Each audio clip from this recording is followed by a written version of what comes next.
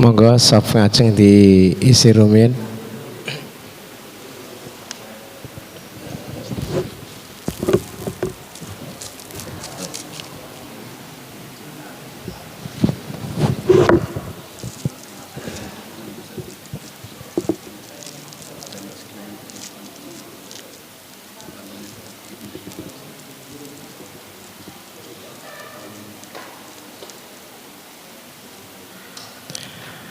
Assalamualaikum warahmatullahi wabarakatuh. Innal hamdalillah nahmaduhu wa nasta'inuhu wa nastaghfiruh wa na'udzu billahi min sururi anfusina wa min sayyiati a'malina. May yahdihillahu fala mudhillalah wa may yudlilhu fala hadiyalah. Asyhadu an la ilaha illallah wahdahu la syarikalah wa asyhadu anna Muhammadan abduhu wa rasuluhu la nabiyya wa la rasula ba'dah. Allahumma salli ala Muhammad wa ala alihi wa sahbihi wa man tabi'ahum bi ihsani ila yaumiddin. Qala Allah ta'ala fi kitabil karim, ya ayyuhalladzina amanu taqullaha haqqa tuqatih wa la tamutunna illa wa antum muslimun. Wa qala Rasulullah sallallahu alaihi wasallam, ittaqillaha haitsuma kunta wa atbi sayyi'atal hasanatan quha wa khaliqin nasa bi khuluqin hasanin. Amma ba'du. Alhamdulillahirabbil alamin. Marilah kita senantiasa mengucapkan rasa syukur kita kehadirat Allah Subhanahu wa taala, yang mana pada malam hari ini kita masih dilimpahi nikmat, dilimpahi rahmat, nikmat kesempatan, nikmat kesehatan, kesempatan kita bisa sholat berjamaah, sholat maghrib secara berjamaah, dan insya Allah langsung diteruskan dengan kajian Islam, yaitu tafsir Al-Quran yang pada pekan lalu masih tetap membahas surat Al-Baqarah pada ayat ke-25. Bapak dan ibu-ibu, malam ini bersama Ustadz Anas Wadi Wasito, yang pada malam hari ini akan memberi pencerahan kepada kita, yaitu surat Al-Baqarah, tafsir surat Al-Baqarah ayat ke-25. Wa basyiril ladzina amanu wa amilus solihati anna lahum jannatin tajri min tahtihal anhar kullama ruziqu minha min thamaratir rizqan qalu hadzal ladzi ruziqna min qablu wa utubi mutasyabiha wa lahum fiha azwajum mutahharatu wa hum fiha khalidun. Langsung saja saya serahkan kepada Ustadz Anas Wadi Wasito waktu dan tempat. Tafadhol Ustadz. Assalamualaikum warahmatullahi wabarakatuh. Innal hamdalillah wa bihi nasta'inu ala umuri dunya waddin. Wassalatu wassalamu ala nabiyyina Muhammad wa ala alihi wa ashabihi wa man tabi'ahum bi ihsanin ila yaumiddin.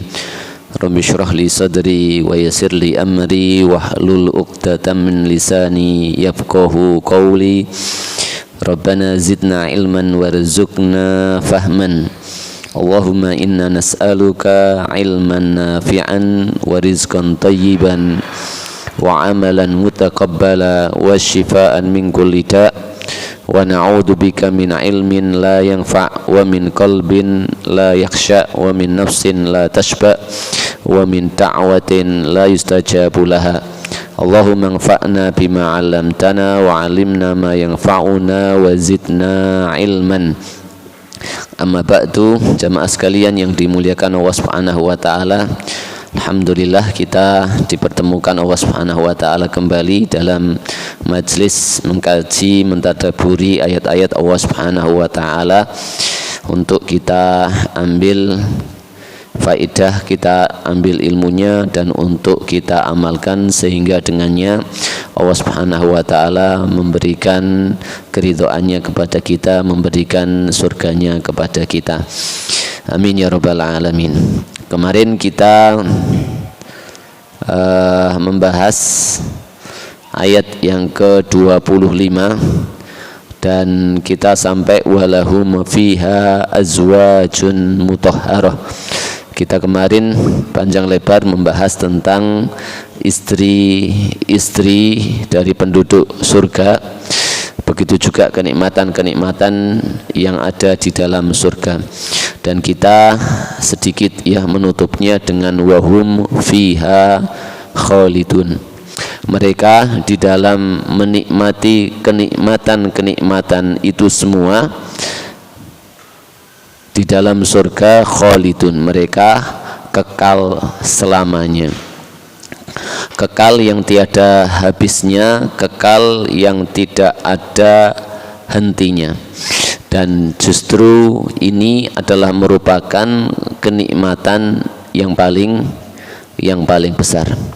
Setiap kenikmatan yang ada ujungnya mesti semakin nikmat,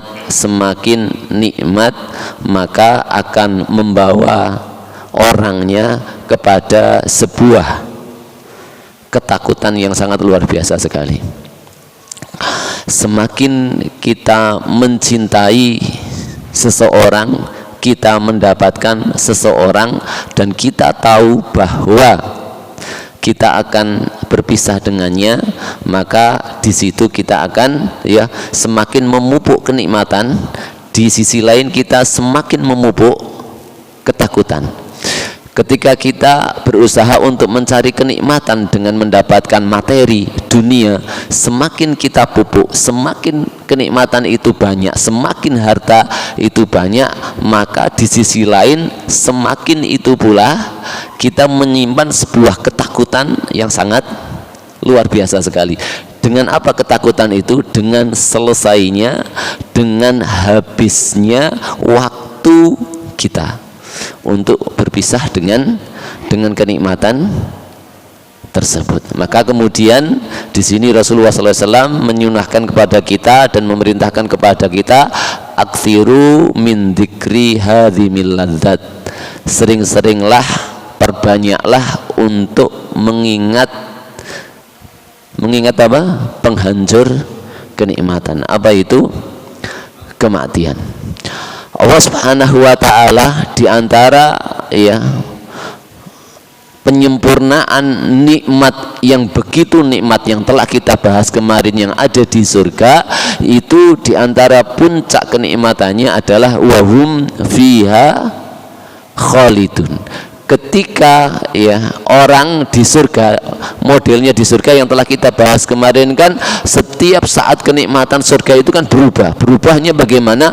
Berubahnya menjadi lebih nikmat dan lebih bagus atau lebih banyak daripada yang sebelumnya kita rasakan, sehingga penduduk surga itu tidak pernah merasa bosan. Karena apa?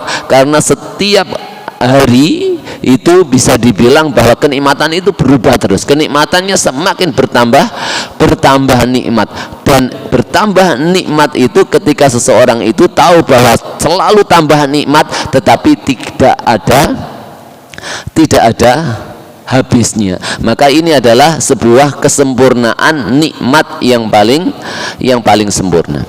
Kita jumpai juga kenapa seorang mukmin baik ketika di dunia itu dikasih Allah Subhanahu wa taala kenikmatan yang sangat sempurna juga, sampai pada titik akhir perjalanan dia di dunia itulah puncak daripada kenikmatan yang ada pada dirinya. Ya, kita perhatikan bahwa tadi saya katakan manusia ya secara normal sebagai manusia, ketika dia bertambah kenikmatan, maka ketika semakin mendekati akhir daripada kenikmatan tersebut, maka orang itu akan semakin ketakutan, semakin dilanda kesedihan dan teman-temannya.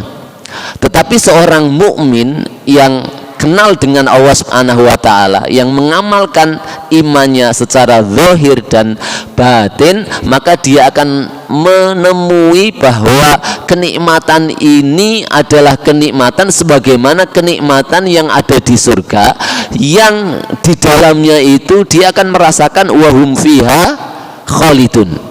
Kenikmatan iman yang saya rasakan di dunia ini itu bersifatnya adalah sebuah kenikmatan yang bersifat kekal dan tidak akan pernah berhenti. Kenapa? Satu, bahwa orang mukmin ya beramal soleh, yang kita kemarin pelajari bahwa apa itu amal soleh, yang dengannya mampu memperbaiki ya atau mampu menjadikan kehidupan keadaan seorang mukmin itu jadi baik secara zahir maupun secara batin. Ini menjadikan dia baik ya di dunia. Di samping itu bahwa ternyata orang mukmin ini setiap amalan itu dikarenakan imannya. Iman dengan apa? Dengan apa yang dijanjikan oleh Allah Subhanahu wa taala berupa pahala yang disiapkan oleh Allah Subhanahu wa taala ya. Orang mukmin kita bahas di dalam bab ibadah kemarin, yang ibadah itu terbagi menjadi berapa kemarin? Ibadah makhdhah sama ibadah ghairu makhdhah. Dan orang mukmin dua-duanya lini kehidupannya itu adalah selalu beribadah kepada Allah Subhanahu wa taala.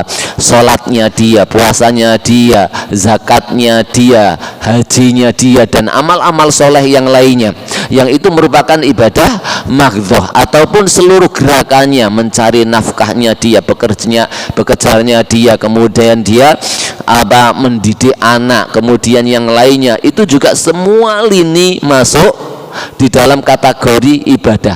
Bahkan sampai seseorang suami mendatangi istrinya melakukan kewajibannya, atau sebaliknya istri juga yang melayani suaminya dalam hubungan suami istri. Di samping dia mendapatkan kenikmatan manusia sebagai manusianya, tetapi dia juga mendapatkan apa?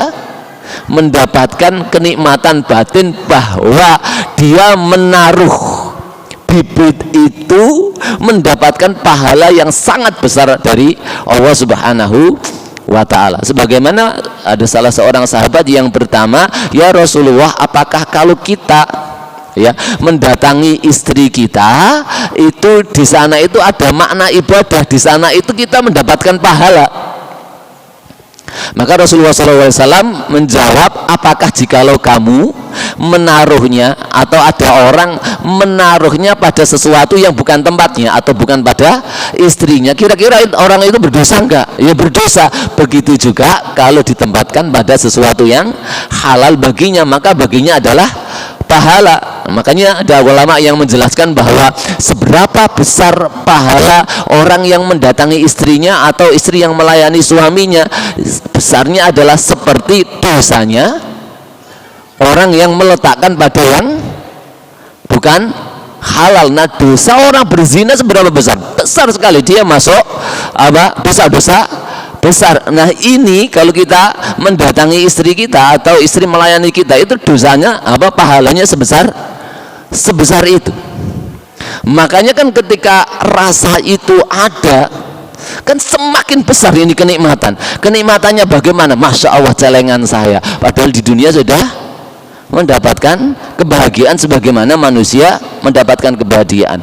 Kok alhamdulillah ya istri kita memuaskan kita, semakin puas, semakin sering, semakin cinta, semakin cinta memuncak cinta. Ketika sampai pada ujung akhir perjalanan kita akan mendapatkan kebahagiaan tersebut, bahwa itu akan diteruskan dan dinikmati bersama-sama pahala yang telah mereka lakukan di dunia. Sementara yang satu pihak ini yang kemungkinan tidak ada niatan melaksanakan syariat ataupun orang kafir yang melakukannya, semakin dia cinta istrinya, dia tahu bahwa dia akan berpisah dengan istrinya, maka di situ dia akan menyimpan penderitaannya. Dan ini bisa dikiaskan pada seluruh amalan, sehingga setiap orang mukmin membangun apa saja, entah itu membangun bisnisnya, entah itu melakukan aktivitasnya, semakin dia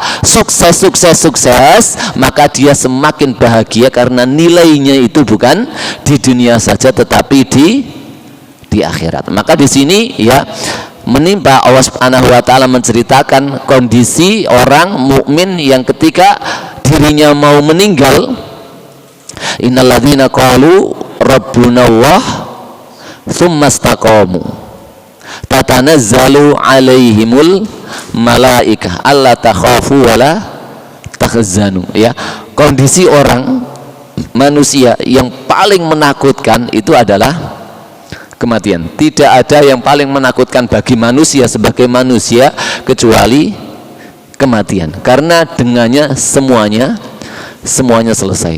Nah, di saat puncak ketakutan manusia, disitulah Allah Subhanahu wa taala menggambarkan seorang mukmin ketika mau berpisah dengan jasadnya, ketika mau meninggal, innalladzina qalu, sesungguhnya orang-orang yang mengatakan rabbunallah, Rabb kami adalah Allah, tsumastaqamu, kemudian dia istiqomah memegang kalimat la ilaha illallah sampai akhir hayatnya tadi, tatanazzalu alaihimul malaikah, malaikat pada turun kepada dia mengatakan apa? Allah takhafu wala tahzanu. Jangan pernah engkau takut dan jangan pernah engkau bersedih. Baik ya, bersedih, takut terhadap sesuatu yang akan dia hadapi nanti di kuburan, setelah dikubur ada apa, bagaimana menghadapi apa, ataukah sesuatu yang akan dia tinggalkan, anak-anakku bagaimana, istriku bagaimana, rumahku, kekayaanku bagaimana. Saya ingat subhanallah, ada orang yang dulu ya selalu bekerja sampai bisnisnya itu nyantol banyak di banyak orang, sampai hartanya miliaran.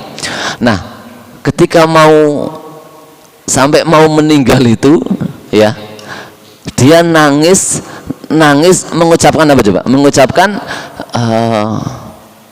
Ustadz Anas, nangis ini, cuma saya nggak bisa nirukan gayanya. Ustadz Anas, gimana utangku bukan utangku, apa namanya, piutangku di orang itu ada 2 miliar, siapa yang akan mengambilkannya? Sampai pada detik mau meninggal memiliki ketakutan. Kita juga sama.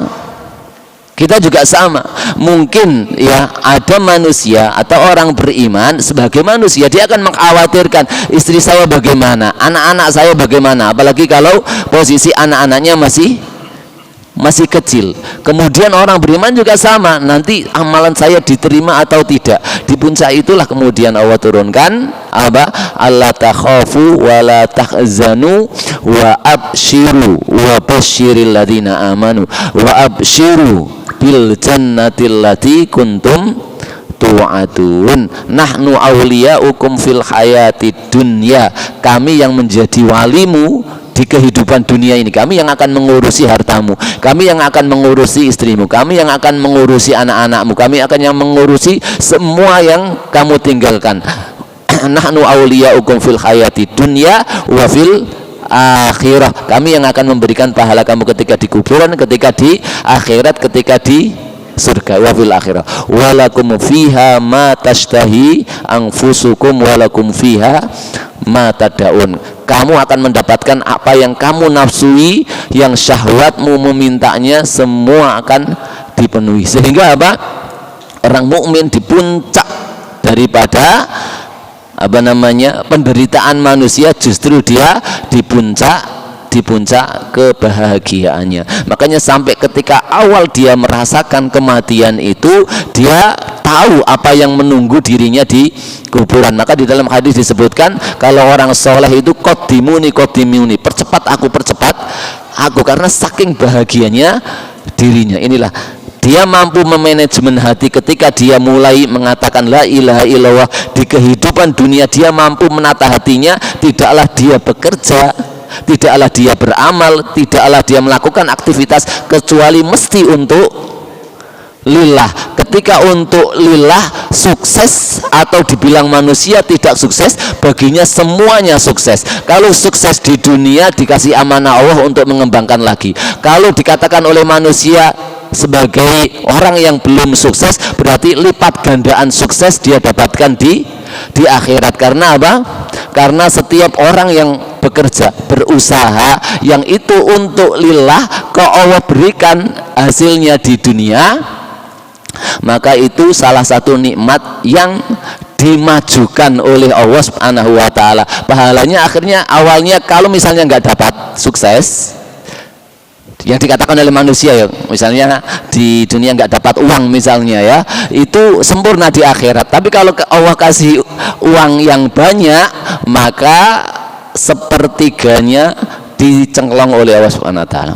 Sebagaimana seorang mujahid, orang mujahid itu kalau jihad tujuannya apa? Ikhlas untuk Allah Subhanahu wa taala, li'ila'i kalimatillah.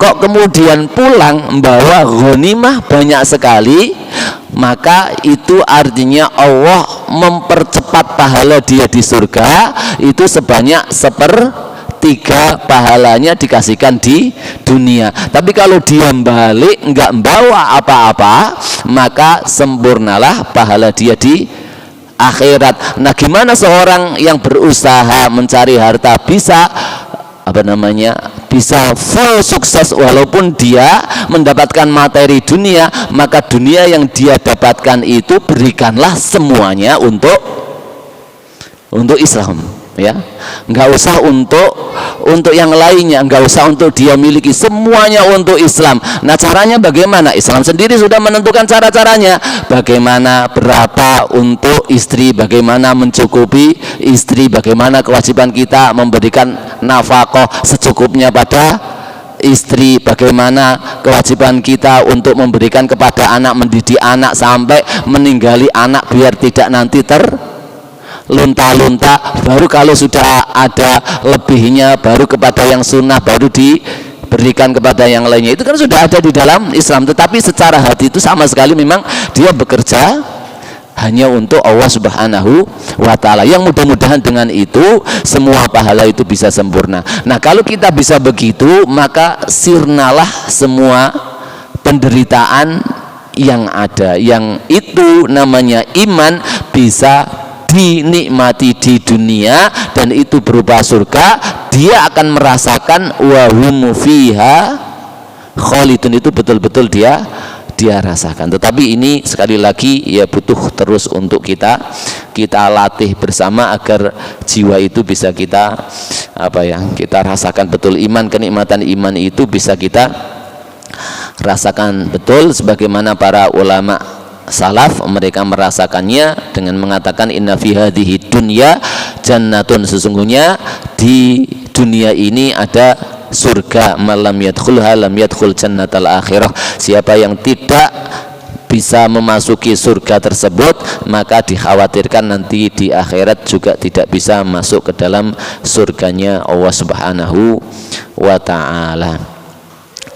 Maka teman-teman semua yang dimuliakan Allah Subhanahu wa taala, dari sini kita berhati-hati ya ketika kita beramal.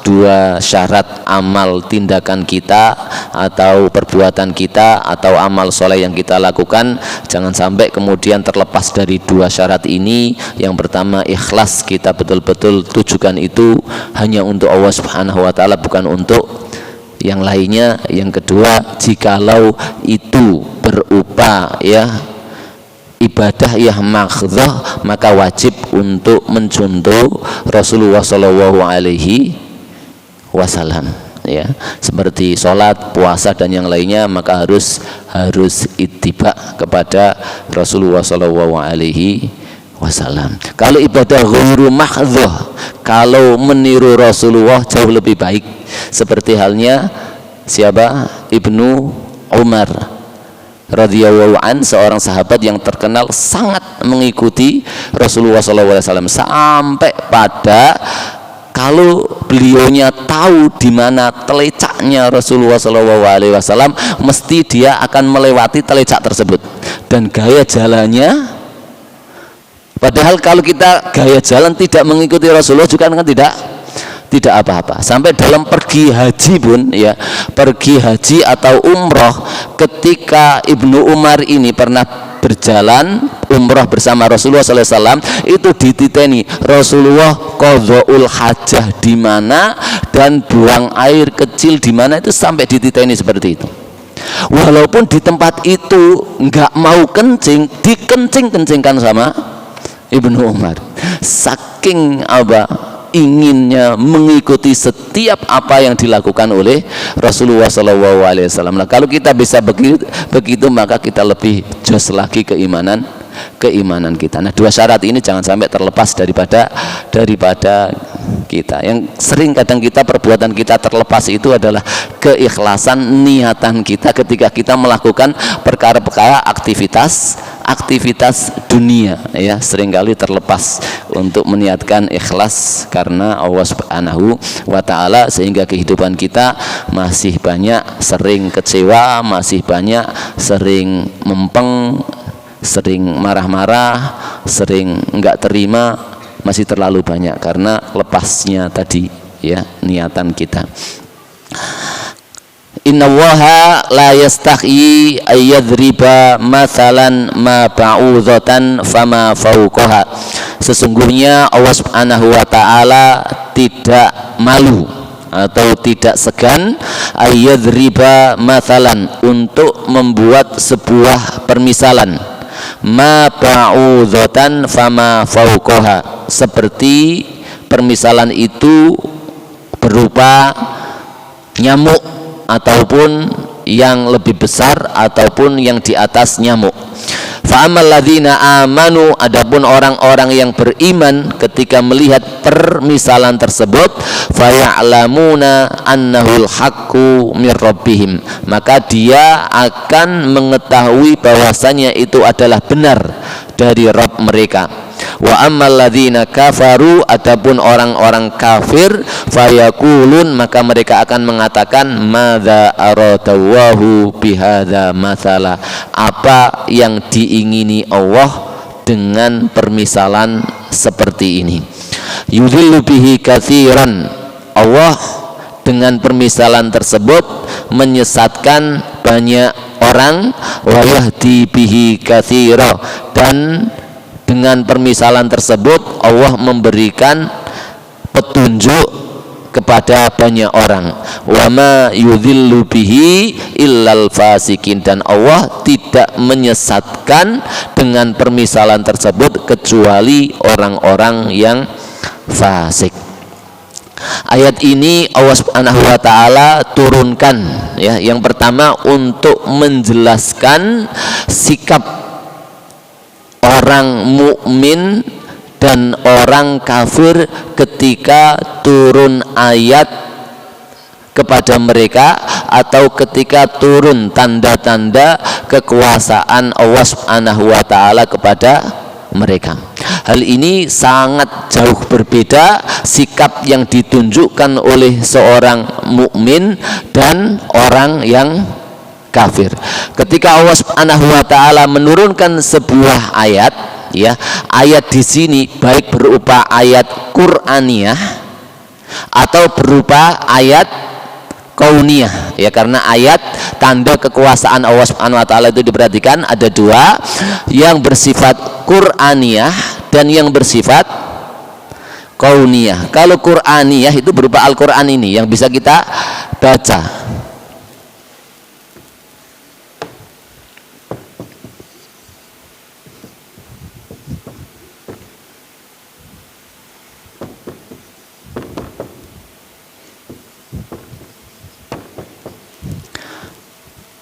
Kalau tanda-tanda Qur'aniyah adalah Al-Qur'an yang kita baca, yang Allah Subhanahu wa ta'ala turunkan kepada para nabi berupa kitab-kitab.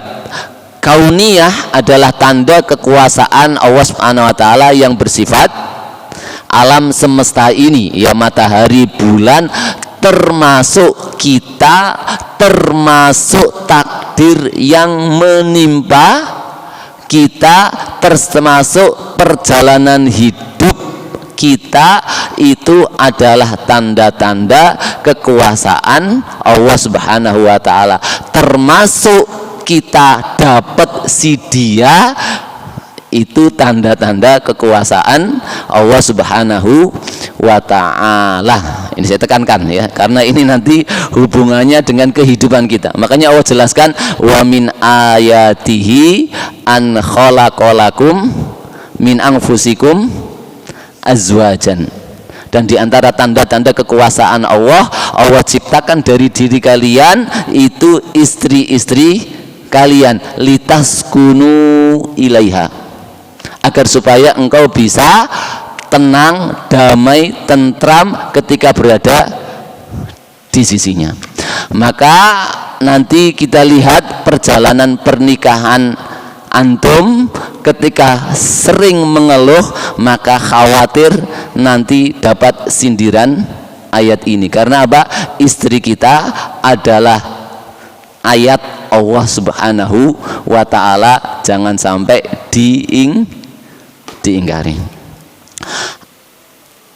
Inna Allaha la yastahyi ayyadriba mathalan ma ba'udatan. Sesungguhnya Allah tidak segan, tidak malu membuat permisalan seperti halnya nyamuk. Ya, Allah Subhanahu wa ta'ala ya memakai nyamuk di sini. Kenapa memakai nyamuk? Nyamuk dulu ya, yang dianggap oleh manusia pada saat itu, ketika dipikir-pikir di zaman itu, kira-kira faedahnya nyamuk apa? Sampai hari ini juga sebagian kita mungkin kalau ditanya apa faedahnya laler, kenapa Allah ciptakan laler? Setiap apa yang firmankan Allah, dibuat oleh Allah, mesti di sana ada sesuatu yang agung. Nyamuk ya, kalau kita pelajari di ilmu pengetahuan itu subhanallah banyak sekali. Bahkan saya kemarin lihat YouTube itu ada seorang seorang profesor ilmuwan yang masuk Islam gara-gara nyamuk. Kenapa? Dia meneliti nyamuk bertelur, habis itu ditinggal mati. Anak nyamuk yang kemudian jadi uget-uget, kemudian terbang jadi nyamuk, sama sekali tidak pernah melihat ibunya, gaya ibunya bagaimana, terbangnya bagaimana, kemudian nikahnya dengan bapaknya bagaimana, tapi nggak pernah ada yang ngajari kenapa kok bisa bergaya dengan gaya ibunya. Nah, disitulah kemudian dia berpikir bahwa ini gak sakarepe dewi, tidak kebetulan. Kemudian dia mempelajari apa saja fungsi daripada nyamuk sampai belalainya yang subhanallah punya obat sebelum gigit itu punya bius terlebih dahulu agar tidak menyakiti, sampai ketika mengambil darah itu yang diambil adalah darah kotor, sehingga sama saja ya, antum bekam atau antum donor darah, itu nyamuk itu menyehatkan, maka tidak usah dibunuh, itu menolong kalian untuk lepas dari darah tinggi ya. Kadang-kadang ada yang masya Allah kejamnya sekali. Kalau bisa, tapi boleh, hukumnya diboleh. Kalau mengganggu boleh dibunuh. Tapi subhanallah, setiap darah yang diambil itu ada pahala. Jangankan burung peking kita yang mengambil padi kita itu loh, dihitung sama Allah sebagai sedekah. Nah, kita apa sih? Ada yang enggak digaji oleh Allah, itu apa dari kita? Kan kita selalu bahagia, kehilangan padi ya alhamdulillah, kehilangan darah ya alhamdulillah. Kadang kita itu masya Allah pingin disayangi Allah, kita menyayangi apa yang ada di bumi saja loh, repotnya sekali ya. Kita baru digigit semut sedikit saja langsung semutnya diutes. Nah, alangkah baiknya kan digigit semut, ya Allah. Semut itu insya Allah tidak gigit kecuali dia merasa posisinya dalam bahaya. Itu antum jemput, pindahkan, antum taruh sana, kan insya Allah tidak akan bertemu lagi sampai dia meninggal. Sementara dia akan bisa jadi memberikan syafaat sama kita semua di akhirat. Ya Allah, aku pernah kejadian ini, saya gigit dia tetapi tidak marah, justru menyelamatkan saya. Taib, kembali kepada nyamuk ya. Allah Subhanahu wa taala ya memberikan petunjuk kepada profesor tersebut sampai masuk Islam, sehingga dia melihat seluruh alam semesta itu semuanya ada tanda-tanda kekuasaan Allah Subhanahu wa taala. Yang kedua, bahwa ya setiap apa saja, baik itu nyamuk ataupun lalat ataupun yang lainnya, dibuat oleh Allah Subhanahu wa taala permisalan, mesti di sana ada makna yang sangat agung, baik orang itu tahu faedahnya, hikmahnya atau tidak mengetahuinya. Maka di antara salah satu faedahnya di sini Allah menciptakan nyamuk adalah sebagai ujian, sebagai ujian bagi orang-orang yang akan berkomentar terhadap nyamuk, akan mensikapi bagaimana nyamuk ini. Salah sikap maka kita tergolong orang-orang fasik.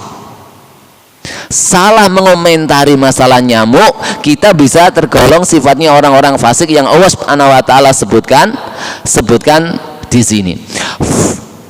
Fa ammal ladzina amanu faya'lamuna annahul haqqu mir rabbihim. Adapun orang-orang yang beriman, maka dia faham dan tahu betul bahwasanya itu permisalan itu atau tanda itu atau nyamuk itu adalah benar dari sisi Allah Subhanahu wa ta'ala. Maka begini ya, sikapnya orang mukmin ada dua. Yang pertama, kalau dia dapat ayat atau tanda-tanda kekuasaan Allah Subhanahu wa ta'ala, maka ketika dia tahu ilmunya, dia akan faham betul, dia akan mengucapkan Rabbana ma khalaqta hadza batilan subhanaka fakina adzabannar. Kami betul-betul zalim. Ketika dia mengetahui kebenaran ini, kami betul-betul zalim, subhanallah, sampai seperti ini. Kejadian kita di kehidupan kita juga sama ya. Dari perjalanan hidup kita, kadang-kadang kan subhanallah ya, kalau kita lagi menghadapi yang dikatakan oleh manusia sebagai kesusahan atau musibah, itu kadang-kadang kita sebagai manusia biasa yang nggak memandang dari kacamata keimanan, kita ngempet, ya Allah, ya pahit, pedih, ya Allah, seakan-akan kalau kita dengar orang yang tidak sabar, dia akan mengucapkan takdir Allah ini kok seakan-akan begitu.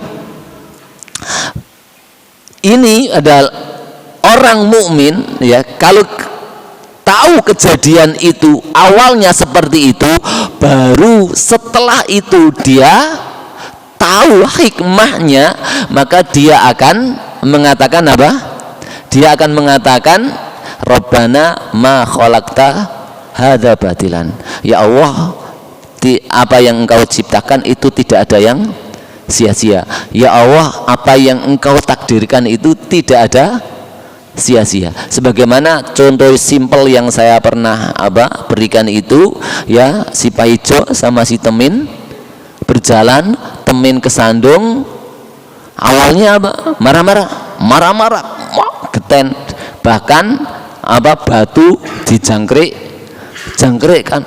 Tetapi ketika dia berhenti di sini, di awal dia menjangkrik-jangkrikkan batu ini, nah ketika dia melihat beberapa menit, yang Paijo ini terus berjalan, tabrak bis, mati, kepletet bis, maka ucapannya apa?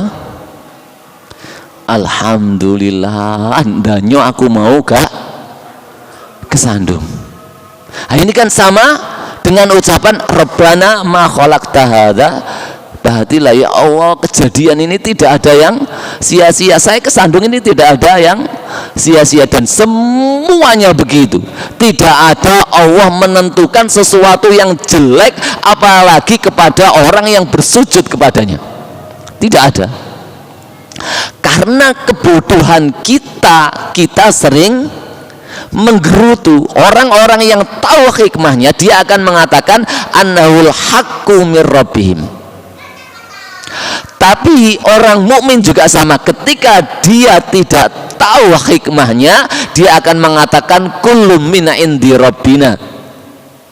Ya, Allah menurunkan ayat-ayat, tanda-tanda, diantaranya adalah ada yang muhkam, ada yang jelas, diantaranya adalah ada yang mutasyabih, samar-samar, belum diketahui hikmahnya, belum diketahui ilmunya. Kalau orang beriman sikapnya bagaimana? Kullum min indi rabbina, semuanya dari Rabb kami, urusannya, ketidaktahuan kami sudah kami pasrahkan, kami hanya bisa husnudzon. Ini sikap seorang mukmin. Kalau belum tahu hikmahnya, oh ini mesti api, walaupun saya tidak tahu, itu urusannya Allah. Makanya Kaut sing sering bilang yang penting ya Allah, Ustaz, pokoknya ya Allah, semuanya beres. Dan itu memang ditunjukkan Allah Subhanahu wa taala di dalam ayat ini. Tapi sikapnya orang kafir, wa ammal ladzina kafaru fayaquluna madza aradallahu bihadza mathala. Sampai berupa sifat gerutu tadi, sampean delok dhewe apa hikmahe, aku bendina melarat koyo ngene apa. Nah, ini juga masa seperti orang kafir mengomentari nyamuk. Apa faedahnya nyamuk? Coba apa? Nah, apalagi di zaman dahulu keilmuan untuk mempelajari apa hikmah nyamuk itu tidak ada sama sekali.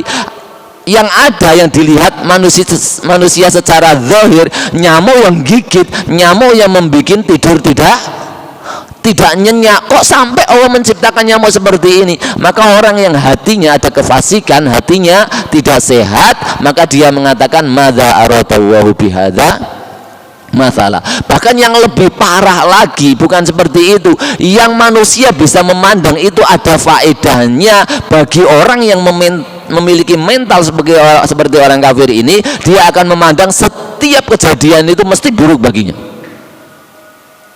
Makanya kan ada orang yang bermentalkan seperti mental lebah, ada yang bermental seperti mental lalat, ya. Antum lebah lepaskan di tempat sampah yang banyak sampahnya, mesti dia tetap yang dicari adalah tetap bunga. Nah, antum taruh lalat di tempat taman bunga yang paling banyak bunganya, mesti yang dicari bangkai tikus yang mati di taman. Karena apa? Pikirannya selalu jelek dan suudzon terus. Madza aradallahu bihadza masalah. Sehingga kalau kita lihat di buku-buku motivator itu ada yang orang namanya positive thinking, ada yang negative thinking. Nah, negative thinking inilah ya sifatnya daripada orang-orang kafir. Maka ayat ini kemudian ditutup oleh Allah Subhanahu wa taala, wa ma yudhillu bihi illal fasikin. Dan Allah ya sebelumnya yudhillu bihi katsiran wa yahdi bihi katsiran. Dengan permisalan tersebut Allah memberikan banyak petunjuk kepada orang dan menyesatkan banyak orang, tetapi Allah jelaskan ilahnya, wa ma yudhillu bihi illal fasikin. Dan Allah tidak menyesatkan dengan permisalan tersebut kecuali pada orang-orang yang di dalam hatinya terdapat kefasikan. Jadi yang memulai kenapa Allah tidak memberikan petunjuk kepada orang, karena li'adami solahiyatihi, hatinya, kolbunya itu tidak siap untuk menerima hidayah dan tidak cocok untuk menerima hidayah. Sebagaimana kalau kita paksa laler makan bunga, dia akan mati karena nggak cocoknya komponen dalam tubuhnya untuk makan sari bunga. Itu laler, dan laler nggak ada salahnya karena memang diciptakan oleh Allah Subhanahu wa taala. Yang salah apa? Manusia diciptakan oleh Allah dengan fitrah, keimanan dan tauhid kepadanya, tetapi dia justru berpindah dan menolak tauhid dan fitrah tersebut. Nah, ketika hatinya diisi dengan hal tersebut, Allah tidak menyesatkannya kecuali karena kefasikannya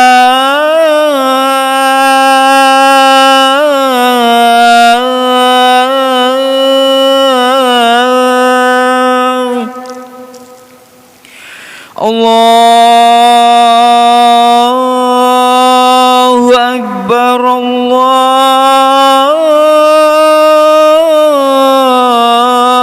Akbar. La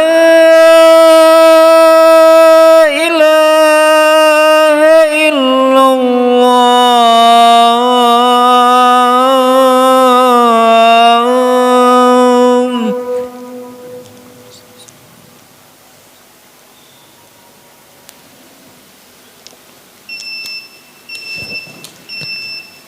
Acara saya buka kembali bagi bapak, saudara-saudara ataupun ibu-ibu yang mau bertanya apa yang telah disampaikan Ustadz Anas tadi, monggo Pak Agus.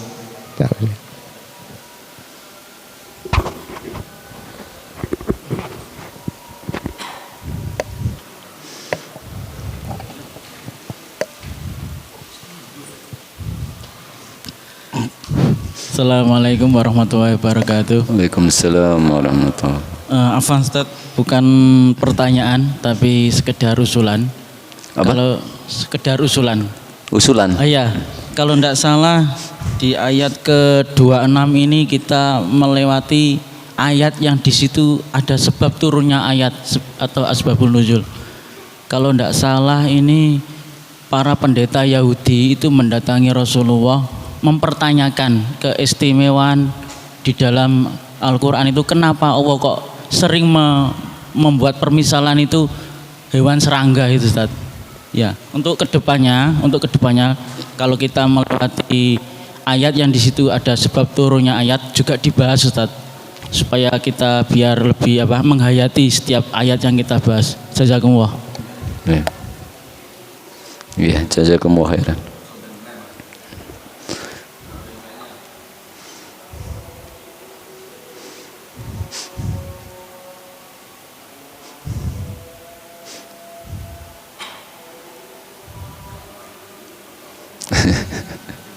Kau nomor. Assalamualaikum warahmatullahi wabarakatuh. Waalaikumsalam warahmatullahi. Nyamuk tadi itu kan lahir tidak mengetahui ayah ibunya, Ustaz. Sehingga nyamuk tadi itu nakal karena salah pergaulan dan kurang perhatian dari orang tuanya. Tapi bukan itu pertanyaan saya, itu hanya pembuka saja. Pertanyaan saya adalah sikap dari Ibnu Umar yang mengikuti Rasulullah SAW sampai megilan, kalau bahasa Lamongannya itu sampai megilan, bahkan langkah pun diikuti, sampai tempat kencingnya pun nggak kencing, dikencing-kencingkan.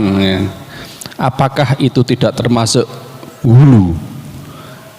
Kalau memang itu termasuk hulu, mungkin apakah hulu itu boleh ketika mengikuti Rasulullah? Terima kasih. Assalamualaikum warahmatullahi wabarakatuh. Waalaikumsalam warahmatullahi wabarakatuh. Yang jelas ya, tidak ada perkataan para ulama yang menyebutkan perbuatan Ibnu Umar itu sebagai perbuatan yang gulu. Bahkan kebanyakan para ulama justru memujinya, karena mesti apapun itu, baik ibadah mahdho ataupun ghairu mahdho yang dilakukan oleh Rasulullah SAW, mesti ada hikmahnya dan ada kebaikannya. Tidak ada yang sia-sia dari perbuatan yang dilakukan oleh Rasulullah SAW setelah beliau diangkatnya menjadi nabi. Kalau misalnya ada yang mengatakan bahwa itu adalah perbuatan hulu, kalau ada maka itu hulu yang baik, ya, itu hulu yang baik. Wallahu a'lam bishawab. Hulu yang baik.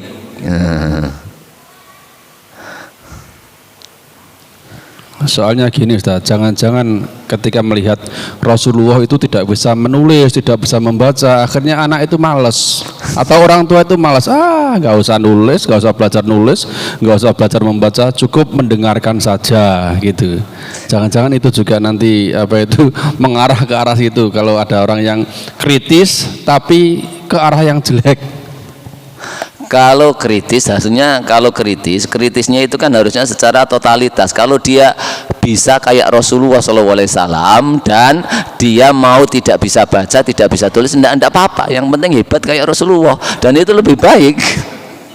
Tapi kalau yang dicontoh yang tidak baiknya itu pada dirinya tidak baik. Kenapa? Karena Rasulullah tidak bisa baca, tidak bisa tulis, itu adalah baik bagi Rasulullah, dan itu sebagaimana yang saya jelaskan kemarin, itu termasuk mukjizat Allah yang paling besar yang diberikan Allah kepada Rasulullah sebagai bukti untuk melemahkan orang-orang kafir yang akan mendatangkan seperti Al-Quran.